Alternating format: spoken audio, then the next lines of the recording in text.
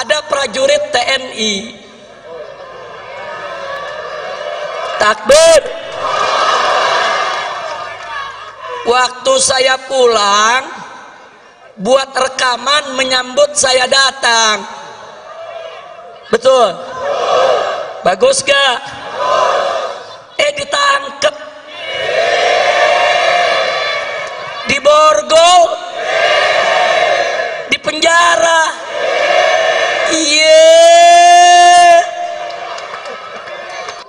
Ada lonte hina Habib.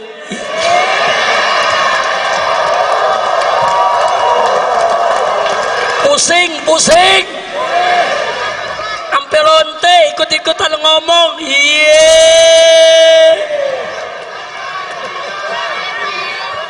Saudara, lanjut jangan.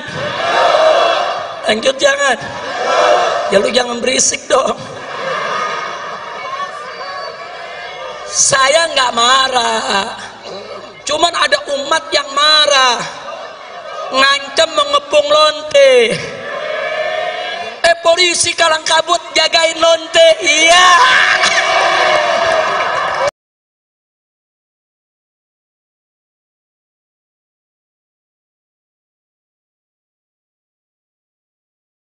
Assalamualaikum warahmatullahi wabarakatuh.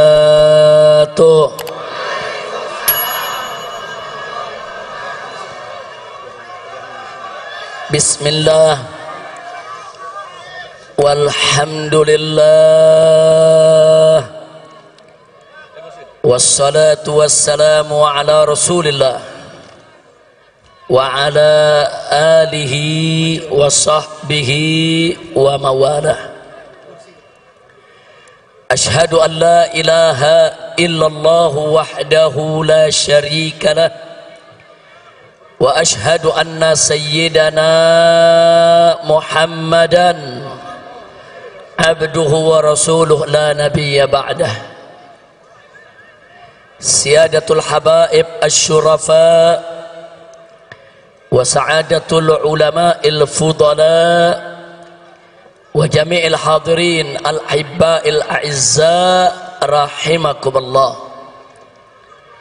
Fi hadhihi al-munasabati as-sa'idah wa bihadha al-ijtima'il mubarak la ansa an usiyakum jami'an wa nafsi bitaqwallah wa bita'ati rasulillahi sallallahu alaihi wa alihi wa sahbihi wa sallam. Fanas'al Allah subhanahu wa ta'ala an yahdiyana ila siratihil mustaqim wa yaj'alana minal muttaqin wa yudkhilana jannatahu jannatan na'im bihaqqi sayyidil mursalin walhamdulillahi rabbil alamin. Taqabbalallahu minna wa minkum fataqabbal ya karim. Kepada para habaib, para alim ulama, para kiai, kepada segenap kaum muslimin dan muslimat rahimakumullah, saya menyampaikan berjuta terima kasih dan penghargaan yang tinggi kepada semuanya atas kehadirannya pada acara peringatan Maulid Nabi besar Muhammad sallallahu alaihi wasallam. Semoga tidaklah Anda pulang dari tempat ini nanti kecuali dosa kita semua diampuni oleh Allah subhanahu wa ta'ala, kesalahan kita dimaafkan, kemudian urusan kita semua dimudahkan, dan kita semua dijadikan sebagai orang-orang yang salihin. Amin ya rabbal alamin. Ahibba'il kiram, Nabi yang kita peringati maulidnya pada malam hari ini adalah seorang manusia yang memiliki akhlak yang sangat agung. Keagungan akhlak beliau dipersaksikan langsung oleh Allah subhanahu wa ta'ala melalui firman-Nya. Wallahu subhanahu wa ta'ala qala fi akhlaqi nabiyhi sayyidina Muhammadin sallallahu alaihi wasallam wa innaka la'ala khuluqin azim. sesungguhnya engkau wahai Rasul, sesungguhnya engkau wahai Nabi, la'ala, betul-betul sungguh-sungguh berada di atas khuluqin azim, akhlak yang agung. Artinya Nabi alaihi salatu wassalam memiliki akhlak yang sempurna, akhlak yang sangat mulia, akhlak yang teramat agung. Itulah Nabi kita Sayyiduna Muhammad sallallahu alaihi wasallam. Untuk menggambarkan keagungan akhlak Nabi, saudara, kita tidak akan pernah mampu untuk memaparkannya secara tuntas. 1 jam ceramah tidak akan pernah cukup. 1 tahun pun kita jelaskan tidak akan pernah habis. Seumur hidup kita sekalipun tidak akan pernah ada kesudahannya untuk menggambarkan kesempurnaan keagungan akhlak Nabi Muhammad sallallahu alaihi wasallam. Kenapa? Saking sempurnanya, saking agungnya. Namun sungguh pun begitu, ada satu ungkapan yang teramat indah di dalam menggambarkan keagungan akhlak Nabi. Kalimat tersebut diucapkan oleh istri Nabi tercinta Sayyidatuna Aisyah radhiyallahu taala anha. Tatkala beliau ditanya oleh seorang tabi'in, "Ya ummal mukminin, wahai ibu orang yang beriman, kaifa kana khuluqun Nabi sallallahu alaihi wasallam?" Bagaimana sih sebetulnya akhlak Nabi? Ini pertanyaannya, saudara. Lalu apa dijawab oleh Sayyidatuna Aisyah As-Siddiqah binti Siddiq radhiyallahu taala anhuma? Beliau menjawab dengan kalimat yang singkat, padat, ringkas, jelas, menunjukkan kecerdasannya di dalam memilih kata, saudara. Di mana beliau katakan, kana khuluquhul Qur'an. Akhlak Nabi adalah Al-Quran. Itu aja jawaban Siti Aisyah. Siti Aisyah nggak bicara panjang lebar, saudara. Siti Aisyah nggak repot-repot mengungkapkan dengan aneka ragam untayan kalimat. Beliau cukup mengatakan pada saat ditanya bagaimana sebetulnya akhlak Nabi, beliau menjawab akhlak Nabi adalah Al-Quran.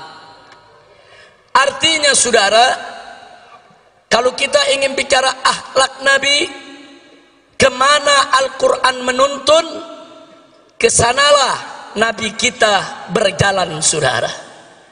Bagaimana Al-Quran itu mengatur, itulah yang dilakukan oleh Nabi, saudara. Dan bagaimana Al-Quran itu menentukan jalan hidup, begitulah jalan hidup Nabi kita Sayyiduna Muhammad sallallahu alaihi wasallam. Al-Quranul Karim mewajibkan aneka ragam kewajiban. Demi Allah, tak satu pun kewajiban pernah ditinggalkan oleh Nabi alaihi salatu wassalam. Al-Quranul Karim mengharamkan aneka ragam di Muhammad sallallahu alaihi wasallam. Oleh karenanya, saudara, bicara tentang revolusi akhlak berarti bicara suatu revolusi yang mengikuti jalan hidup Nabi Muhammad sallallahu alaihi wasallam. Bicara tentang revolusi akhlak berarti bicara tentang satu revolusi yang berdiri tegak di atas Al-Quran dan sunnah Nabi kita Sayyiduna Muhammad sallallahu alaihi wa alihi wa sahbihi wasallam. Nah, kenapa pada kesempatan ini kita mengingatkan tentang revolusi akhlak, saudara? Sebab Nabi kita tidaklah diutus kecuali untuk menyempurnakan akhlak. Nabi yang bersabda dalam satu hadisnya, au kama qala Nabi sallallahu alaihi wasallam, innama bu'ithu liutammima makarimal akhlak. Innama dalam bahasa Arab adatun min adawatil hasr, yaitu suatu kata yang biasa digunakan untuk pembatasan, saudara. Innama kalau diterjemahkan dalam bahasa Indonesia sesungguhnya hanya, sesungguhnya hanya. Jadi kalau Nabi mengatakan innama bu'ithu, sesungguhnya aku ini diutus hanya untuk apa? Liutammima makarimal akhlak, untuk menyempurnakan kemuliaan akhlak. Jadi saudara, ajaran Nabi alaihi salatu wassalam berdiri atas dasar akhlak. Ajaran Nabi alaihi salatu wassalam baik dalam konteks ibadat maupun muamalat, semua berdiri atas dasar akhlak. Karena itu kewajiban semua umat Islam dalam setiap aspek kehidupannya senantiasa berdiri atas dasar akhlak, saudara. Makanya aneh sekali hari ini saya mendengar pernyataan dari seorang pejabat tinggi, saudara. Hari ini, saudara, saya mendengar pernyataan dari seorang pejabat tinggi yang mengatakan, saudara, agama tidak mengatur negara. Inna lillahi wa inna ilaihi raji'un. Saudara, orang yang berprinsip agama tidak mengatur negara, saudara, ini datang dari pemikiran liberal atau datang dari pemikiran ateis. Pemikiran liberal adalah mereka-mereka yang ingin membebaskan diri mereka dari ikatan agama. Sedangkan pemikiran ateis, saudara, mereka-mereka yang ingin mengatur kehidupannya tanpa ada ikatan kepercayaan kepada Tuhan, saudara. Dan ini sangat berbahaya di negara kesatuan Republik Indonesia yang berdasarkan ketuhanan yang Maha Esa, sebagaimana tertera dalam konstitusi negara Undang-Undang Dasar 1945 pasal 29 ayat 1, bahwa negara Republik Indonesia berdasarkan ketuhanan yang Maha Esa. Jadi para founding father itu para pendiri bangsa, dari sejak awal kemerdekaan kita sudah menetapkan bahwa Indonesia berdasarkan tauhid. Indonesia berdasarkan tauhid, berdasarkan ketuhanan yang Maha Esa, yang oleh karenanya setiap kebijakan dalam negara kesatuan Republik Indonesia tidak boleh lepas dari nilai-nilai luhur ketuhanan yang Maha Esa. Sehingga setiap kebijakan apa saja di dalam pengelolaan negara Republik Indonesia tetap harus mengacu kepada ajaran agama, sehingga semua kebijakan di dalam pengelolaan negara Republik Indonesia harus berdiri atas dasar akhlak, saudara. Takbir. Jadi kalau ada pejabat tinggi mengatakan agama tidak boleh mengatur negara, jadi negara mau diatur pakai apa? Mau jadi negara PKI, mau jadi negara ateis, mau jadi negara setan, mau jadi negara iblis. Maka itu saya tanya semua saudara, dasar negara kita apa? Ketuhanan. Ketuhanan yang Maha Esa itu, saudara, adalah dasar tauhid. Apa kalimat tauhid kita? Semuanya la ilaha illallah. Lagi sekali lagi,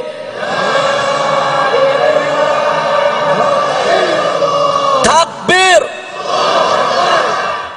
Nah, jadi kita mau ingatkan dari mulai presiden dan para menterinya sampai pejabat yang di bawah, ingat, Indonesia adalah negara tauhid.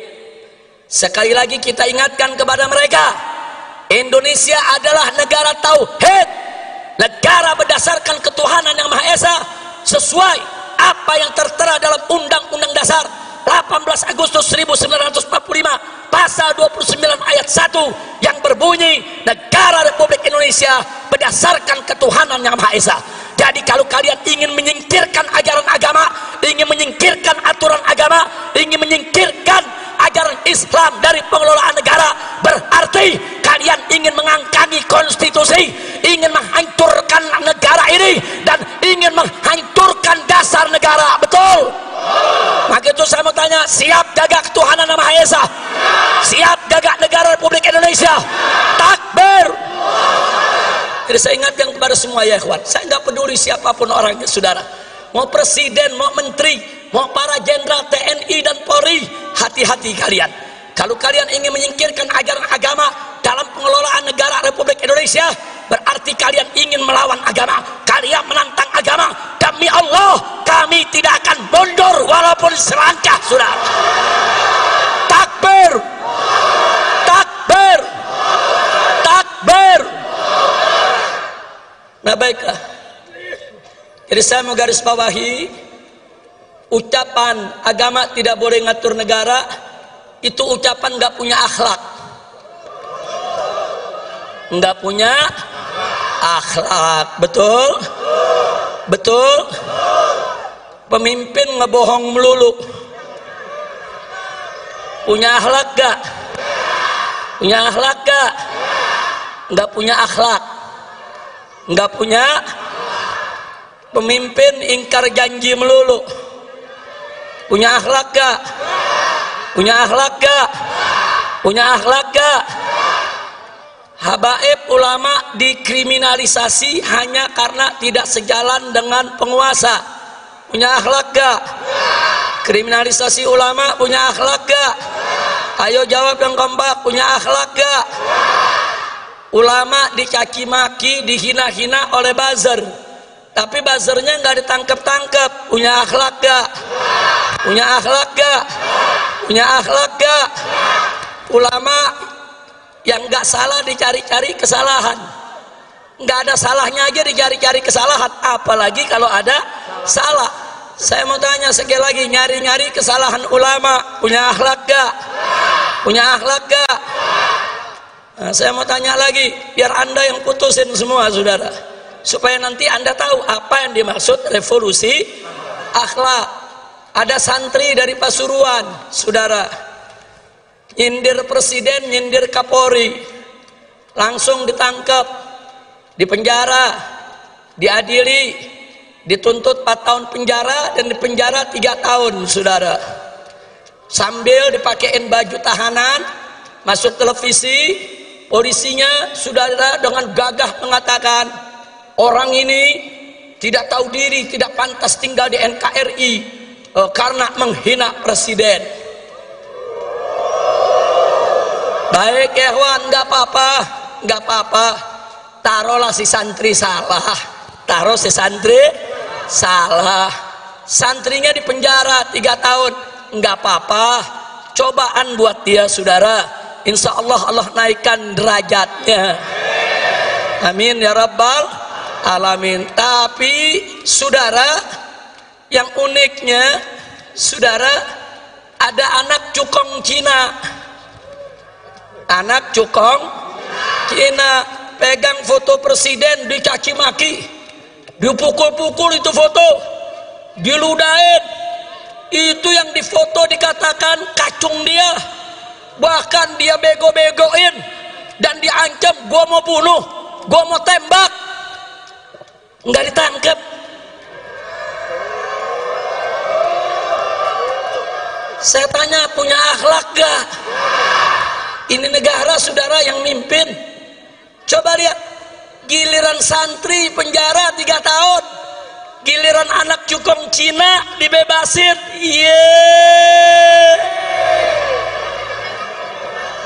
Saya jadi ingat Amiye lagi nih. Saya tanya, kacau gak? Kacau gak? Santri nyindir presiden penjara 3 tahun, anak cukong Cina hina presiden, ngancem bunuh presiden, dibebasin. Iya. Ada akhlak gak? Ada akhlak gak? Ada akhlak gak? Nah, yang begini wajib gak direvolusi? Wajib gak direvolusi? Wajib tidak direvolusi? Takbir. Saudara, saya cuma mau tanya doang. Saya ajukan beberapa hal, Anda yang jawab akhlak apa enggak, begitu doang. Enggak, saya bukan lagi ceramah, cuma nanya. Nah, nanya, yang jawab umat, betul? Jadi kalau mau ditangkap, tangkap yang jawab. Saya cuma nanya, nanya. Lanjut. Mau ditanya lagi? Ada prajurit TNI. Takbir. Waktu saya pulang, buat rekaman menyambut saya datang. Betul? Bagus gak? Ditangkep. Diborgol. Di penjara. Iya.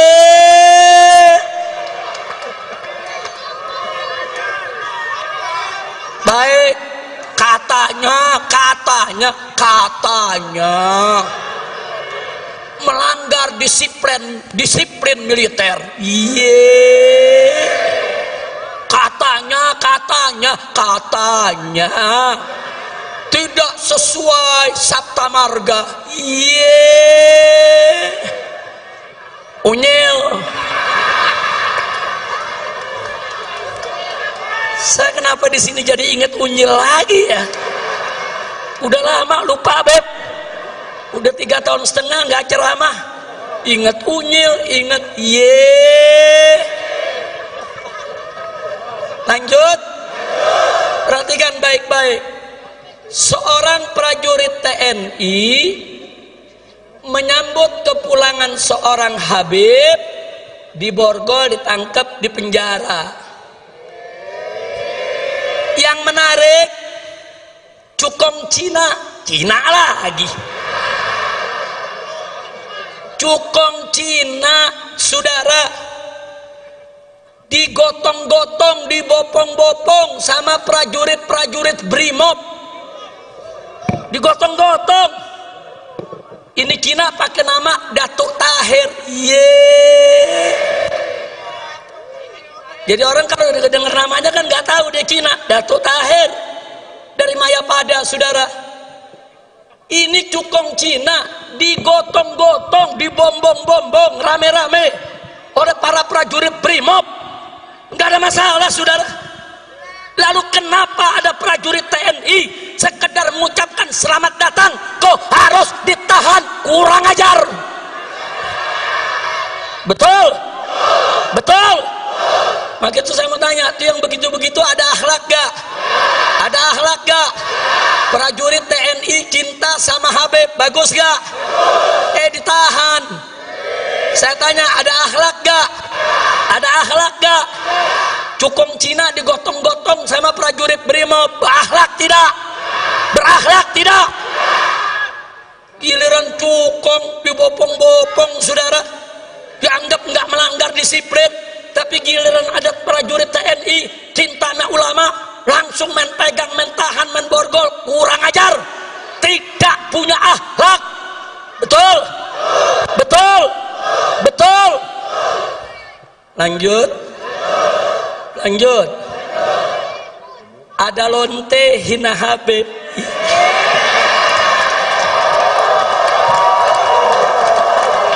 Pusing. Sampai lonte ikut-ikutan ngomong.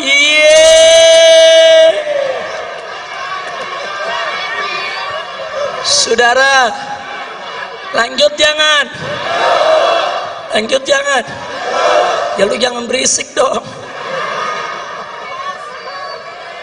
Saya nggak marah, cuman ada umat yang marah, ngancam mengepung lonte. polisi kalang kabut jagain lonte. Iya.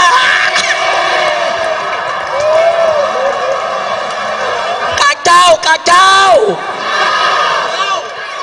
Lonte hina Habib dijaga polisi.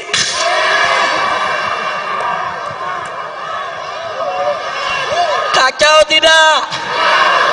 Musinya lonte yang hina Habib, hina ulama, tangkap, bukan dijagain.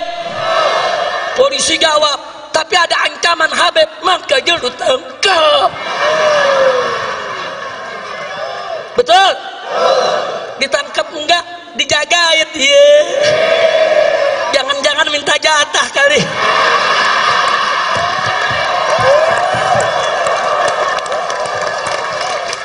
Kacau. Saya ngelihat begini sakit jadi baik. Mudah-mudahan gak sakit lagi dah. Amin. Udah dah, jangan diterusin dah. Udah biarin lonte, biar rame lonte aja dah ngomongnya. Kira-kira jelas gak? Lanjut.